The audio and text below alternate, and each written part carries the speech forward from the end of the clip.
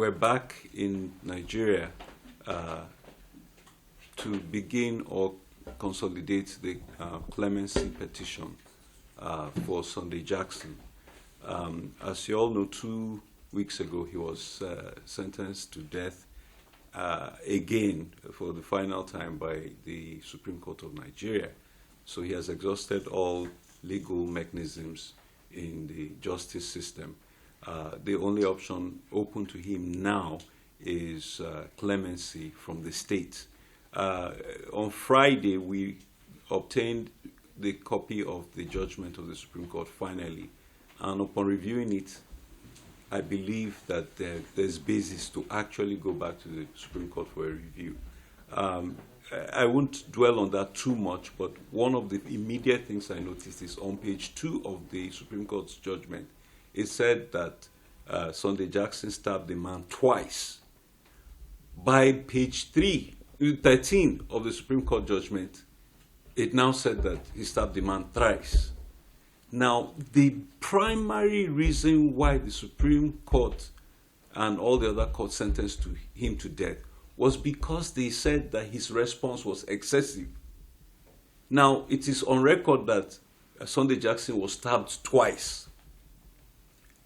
And if he stabbed the other man 3 times, there's no way that that is excessive, because they were in mortal combat.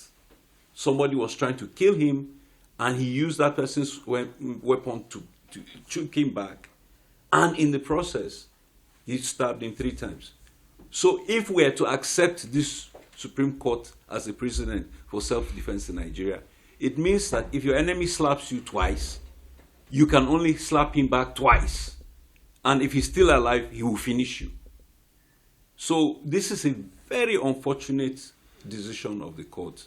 And at this time, we have moved away from the judgment. As the father of the assailant said to us in NUMAN a couple of days ago when we saw him, he said literally, we have no part, count us out of this judgment. At the time he said that he hadn't even seen the judgment, but he did not support the execution of Sunday Jackson. If the father of the man who was killed is standing on the side of Sunday Jackson, that is a very good thing. So I believe we've made considerable progress since 2 weeks ago when we first received the news. I will turn to my colleague, Dr. William Devlin, to share his own remarks. Yes, good morning, everyone. Dr. William Devlin, the volunteer CEO of a international humanitarian organization, Widows and AndOrphans.info.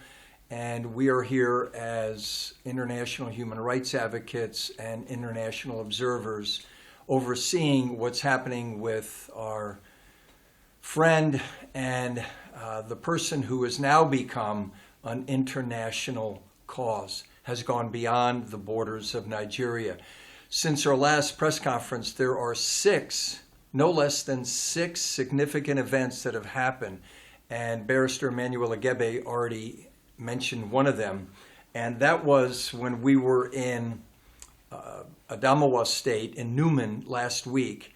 We met not only with the mother and father of Sunday Jackson, who themselves submitted a request to Governor Fintiri of Adamawa State for clemency, for pardon, but perhaps more significantly, the father of the deceased also gave us a signed letter there in Adamawa to the governor, and the title of it is Death Sentence on Sunday Jackson by the Supreme Court of Nigeria. And the father of the deceased individual, his name Ardo Buwaro Hari, he is asking the governor for a pardon for Sunday Jackson. And we held a press conference there in NUMAN. And so that's probably the first significant item that's happened. The other significant item that happened is that we were welcomed by and met with Hamabachama, King Daniel Shaga there in NUMAN, and he gave us his full support. And we thank him, as he had a number of his chiefs there, the Hamabachama there in Newman, and he actually contacted the mother and father of Sunday Jackson and the father of the decedent, and we were all there together. And so significant events, meeting with Sunday Jackson's parents, the letter from the mother asking the governor to grant clemency and a pardon, and then the following day after the press conference and after both of these signed letters, we delivered them to Governor Fintiri and the Attorney General of Adamawa State. So that's another significant item that has occurred. And then the final significant event that has occurred, and just in the last 4 or 5 days, was yesterday on the 23rd of March, 2025. There was a prayerful presence in Adamawa State, in Yola, and that was pulled together by a couple of different organizations, Boataye Development and others, and there were hundreds of people there in Yola praying and what I call a prayerful presence there for the clemency, for the pardon of Sunday Jackson.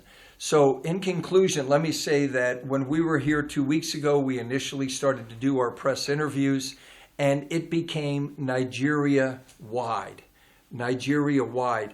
However, since that time, over the last 10 to 14 days, Sunday Jackson has now become an international case. And here in Africa, in Europe, the United States, Canada, North America, and so there are many, many people that have heard the plea of Sunday Jackson. Sunday Jackson is an innocent man. Barrister and I met with him on the 19th of February, 2021, there in the middle of the pandemic. We were there at Adamawa State Prison in Yola. We met with him, we prayed with him, we ministered to him. We heard his story from his own lips.